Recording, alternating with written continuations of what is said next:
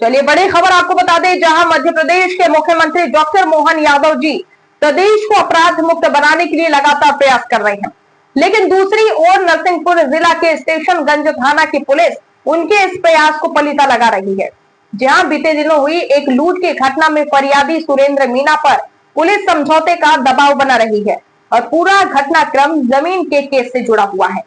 आपको बताते चले कि जमीन के केस को फाइनल करने के लिए भोपाल निवासी सुरेंद्र मीणा अपने एक सामाजिक भाई की बातों में आकर तांत्रिक के जाल में फंस गए और वो नसरुल्लागंज निवासी दीपक मीणा की बातों में आकर जिला नरसिंहपुर स्टेशनगंज थाना जा पहुंचे, जहां तंत्र विद्या के नाम पर स्टेशनगंज थाना अंतर्गत उनके साथ एक से अधिक लोगों ने लूट की वारदात को अंजाम दिया। जहां फरियादी सुरेंद्र मीणा से नकदी, मोबाइल फोन और सोने की अंगूठी की लूट की गई। आपको बता दें कि इसके बाद उन्होंने किसी तरह से थाना पहुंचकर आरोपियों के खिलाफ बड़ी मुश्किल से एफआईआर दर्ज कराई और पुलिस ने एक आरोपी को गिरफ्तार कर उससे कुछ माल भी बरामद कर लिया। लेकिन बचे हुए माल को लेकर स्टेशनगंज थाना पुलिस के एक पुलिसकर्मी, जिसका नाम विजय दुबे है, वह सुरेंद्र मीणा पर बार बार समझौते का दबाव बना रहा है। इतना ही नहीं, सुरेंद्र मीणा ने EMS टीवी से बातचीत करते हुए अपनी पीड़ा बताई। उन्होंने कहा कि उन पर दबाव बनाने के लिए थाने के अंदर एक व्यक्ति द्वारा मारपीट तक की गई और इसके बाद उन्होंने इस पूरे घटनाक्रम की शिकायत भोपाल पहुंचकर डीजीपी से भी की। आइए आपको सुनाते हैं फरियादी सुरेंद्र मीणा की पीड़ा की कहानी, सुनिए उनकी जुबान। देखिए रिपोर्ट में। मैं नबीबाग ब्रिज रोड भोपाल में निवास करता हूँ। एक घटना 2/8 को 25 को होती है। थाना नरसिंहपुर स्टेशनगंज में। तो वहाँ नरसिंहपुर चौकी है, क्योंकि दीपक मीणा एक नाम का व्यक्ति था जिससे मेरी बात काफ़ी समय से चल रही थी। मेरे न्यायालय में प्रकरण चल रहे थे उस बारे संबंध में कि किसी तांत्रिक विद्या उससे करके जो भी प्रकरण चल रहा है वो आपके पक्ष में फैसला हो जाएगा।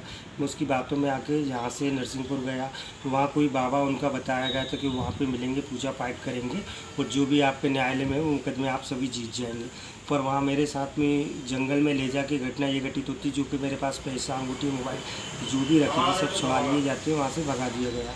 वहाँ से भगाने के बाद थाना नरसिंहपुर पहुँचा, वहाँ से वह चौकी पहुँचा।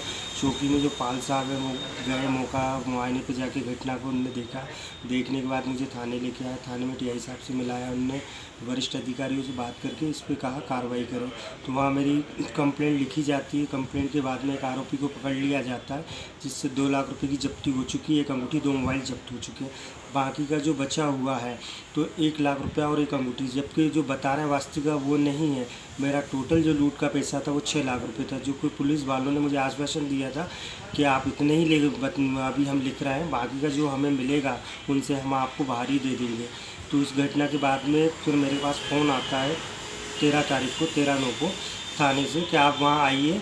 तो मैंने कहा सर अभी नहीं, अकेला नहीं आया। जितने दिन आरोपी जेल में रहा उतने दिन हम आपको रख सकते हैं, जो कि पाल साहब है, जो कि सिंहपुर चौकी के प्रभारी हैं, उन्हीं के विवेचक हैं, उन्हीं के अंडर में जांच चल रही है। मैं वहाँ पहुँचता हूँ क्योंकि डीजीपी महोदय को मैं आवेदन दे के गया था, क्योंकि मेरे साथ कोई भी घटना घटित हो सकती है। जो व्यक्ति उसमें जाँच में नहीं या कोई भी नहीं, विजय दुबे नाम के, जो कि ड्रेस में नहीं, मुझे 1.5 घंटे थाने के अंदर बिठा के मेरे पे बाल पकड़ के लोचना और मेरे पैरों पे वो रखना कि जैसा मैं कह रहा हूँ उनसे कॉम्प्रोमाइज़ कर लो और पुलिस से कोई पैसे का जिक्र मत कर देना, नहीं तो तुम्हें किसी भी केस में उलझा दूँगा। मेरा ये है कि जो व्यक्ति जांच में ही नहीं है तो वो व्यक्ति मुझे कितना प्रताड़ित अंदर करा, तो मैं वहाँ नहीं जाऊँगा। और अभी भी मुझ पर प्रेशर बनाया जा रहा है कि नरसिंहपुर आप आइए। मैंने उनसे कह दिया सर मैं नहीं आ पाऊँगा, आप यहाँ आइए, तो जो भी आपको जांच करनी है, जो भी पूछताछ करनी है, कोई जो उससे संबंधित दस्तावेज चाहिए वो मैं दे दूंगा सर। डीजीपी महोदय से आपने की है उसकी शिकायत? डीजीपी महोदय को मैं 3 बार शिकायत कर चुका हूँ। मैंने 13 तारीख को करी थी, जो कि मैंने 10 तारीख को एक डीजीपी महोदय को आवेदन दिया था। 13 तारीख को मुझे नरसिंहपुर बुलाया था। डीजीपी महोदय को देखेंगे आवेदन के बाद में विजय द्वारा मुझे प्रताड़ित किया गया। मतलब मैं खुद अपनी मानसिक स्थिति जो है ना किस तरीके की है मैं बता नहीं सकता हूँ। इसके बाद में फिर डीजीपी महोदय को वो घटना जो मेरे साथ घटित होती है थाने के अंदर, उसका फिर मैंने डीजीपी महोदय को एक और आवेदन दिया 16 तारीख को। फिर मैंने डीजीपी महोदय को फिर आवेदन दिया।